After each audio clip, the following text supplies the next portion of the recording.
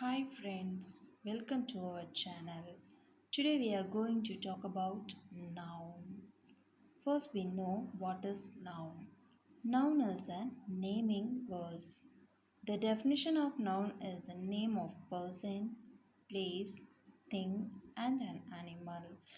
For example of name of person like boy, girl, baby, and name of place like house, school, hospital, and name of thing like cup, ball, bottle, name of animal, cat, dog, lion.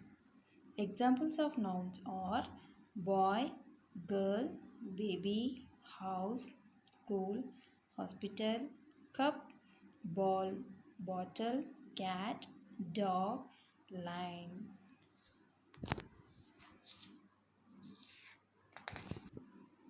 Nouns can be various types.